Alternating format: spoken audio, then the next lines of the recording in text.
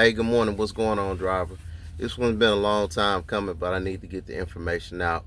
It's about what to do if you're a new driver.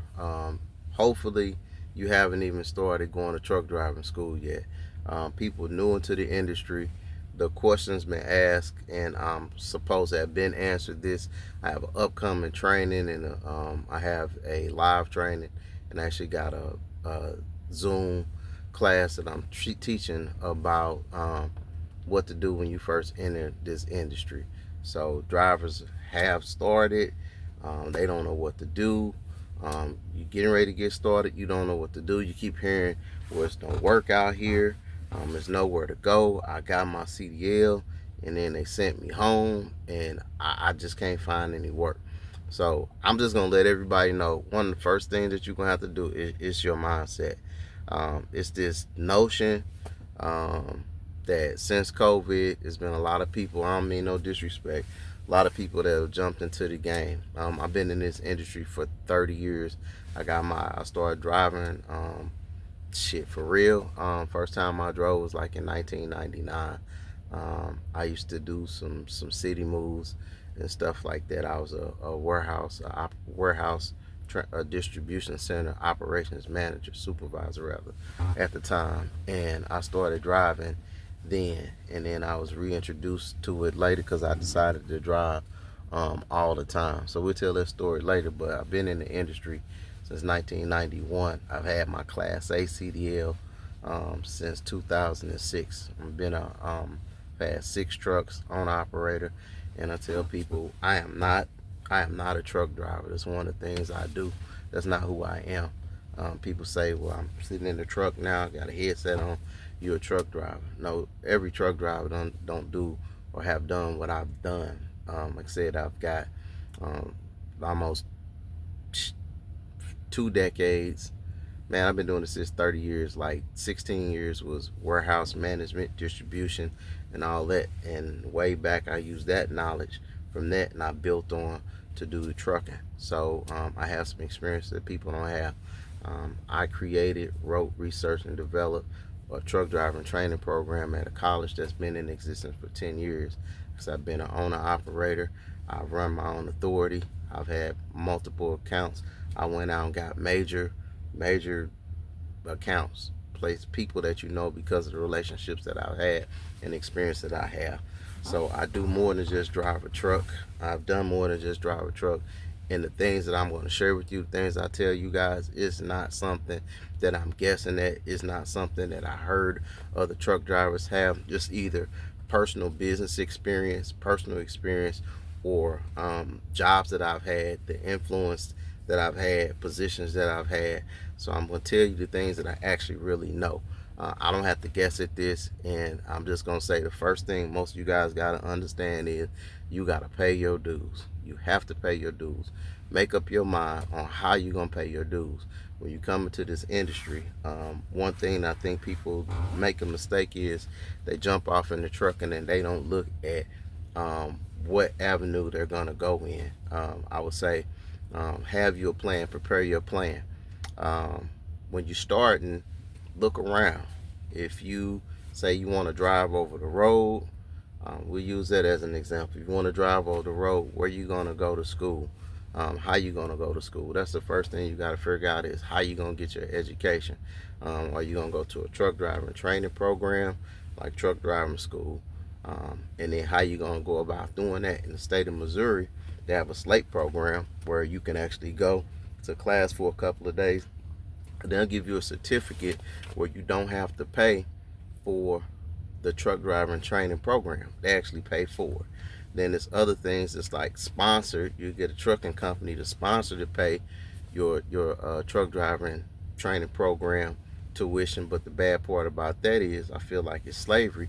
They gonna lock you in. You got to go to them and work for them for 2 years. So what if you find a better opportunity and you want to leave within that 2 years? If you feel obligated, and if you leave, they gonna sue you or they gonna put it on your credit.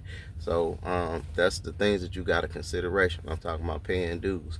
Another option is something that I did. I wrote, researched, developed at the Lewis and Clark Community College in Bethalto, Illinois. It's a truck driving training program, but it's in a college setting. It's either 8-week program or it's a 16-week program. That's a long time, but it's a whole lot cheaper. And if that works for you and your personal schedule, with the program I developed, they learn how to drive and pull tankers, triples and doubles. You get your license, you certify, and they have flatbed. They have the option of teaching you how to operate forklift, all these different things. So with that, it's a lot of direct people where when you graduate, you can get a job. Saya is one of the people that we partner with. Pepsi, one of the companies that we partner with. There's a company that does like mulch and stuff, pulling local. So these people graduate and then they actually are working local as soon as they graduate. So you have to think about what you want to do. Another thing, but you got to pay your dues to get your way to get your CDL and get your CDL for free. Go to a freight company. I worked for Old Dominion for 9.5 years. There are people that started on the dock, working on the dock, being out there, and it's hot in the summer, either in the T or it's a cross dock, and whatever the weather is outside is the weather on the dock. If it's negative 10 degrees, sometimes the weather outside starts to warm up. It's still cold on the dock. So whatever the weather is, that's the stuff that you got to endure. You're going to be breaking freight. You're going to be loading trucks. It's going to be long hours. It's going to be hot in the summer, cold in the winter. You might have to work nights. You got to pay your dues, but they will take you from working the dock. You understand the movement of freight. You understand the system. You paid your dues. You've been loyal to them. They give you opportunity. They'll send you to truck driving training. Within the company, you'll get your CDL. They'll pay for it. You'll go to that, and then you might start doing P&D, pickup and delivery, or you might do line haul, where you go from one terminal to another, or you'll go from your terminal to a meat place, and then you'll drop and swap, meet another driver. You guys exchange freights, and you pull back. You might have to pull doubles. You might have to pull triples. You might have to pull hazmat. All these things, but this is different ways that you can go. I'm gonna look at my notes. You got different things that you can use, that you could go through to actually acquire your CDL. You can go to truck driving school. You can go to a college. You can get training on the job. So one thing that you need to do, people are like, I'm lost, I can't find a job. You should have been looking at that and kind of had a pathway, had an idea before you even started. If you already started, it is what it is. You could take time and you can reevaluate. If you got your CDL, you sitting at home, or you're working for a company that you don't want to really want to work for, look around your area. So I'll give you a couple of examples. If you live in an area and there's a big recycling plant, there might be an opportunity. That's constantly going to be there. All that money's invested. You might want to look and try to find a way to be one of the drivers at the recycling plant. That's something that might get you home every day. You might have to flatbed, but you home every day, and you got consistency. You know what your money gonna be. You know what your hours gonna be. You know that you're gonna be close by home. If you live, Carolina, somewhere, and you by the port, you might want to look at finding a way to be a company driver, to get the experience, go intermodal, so you can pull off the port, so you can pull off the rail. Look around you, you can see what makes money. Another thing that people don't think about, getting a trucking job for a company that's not a trucking company. There are a lot of companies that pay great that actually aren't trucking companies. Example, Aldi. Aldi has several trucking companies that are attached to them. Better example is Kroger's, because Kroger is a grocery store. It's a grocery chain. They have distribution. They do everything internal.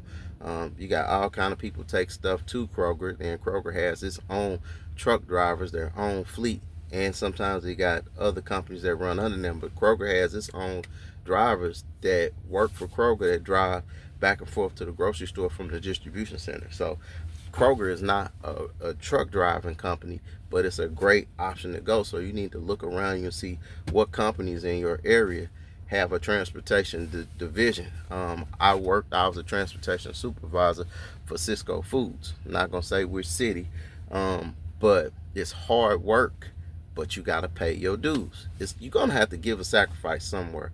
All this automated trucking, and we'll show you how to make money, and you don't have to do anything. If you fall for that bullshit, I'm just saying. I'm not saying it's not true, but they're going to hustle you. They gonna take your money, they're gonna invest your money, they're gonna get a truck, and then the truck gonna make money and they gonna throw you the crumbs off of it. If you're gonna invest and get a truck, again, pay your dues. People, stop trying to circumvent the process. Pay your damn dues and get your money. Learn the damn system. Partner with some good people that don't want to use you. His name is Marcus Borney. It's a guy. He's does financial investments, and he coaches. Marcus said, information without instructions is dangerous. So these people are giving you information. They gonna tell you what to do. They're not gonna tell you how to do it.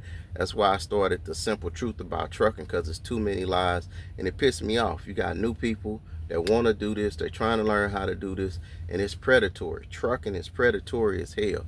It's dog eat dog, big dog kill little dog every day.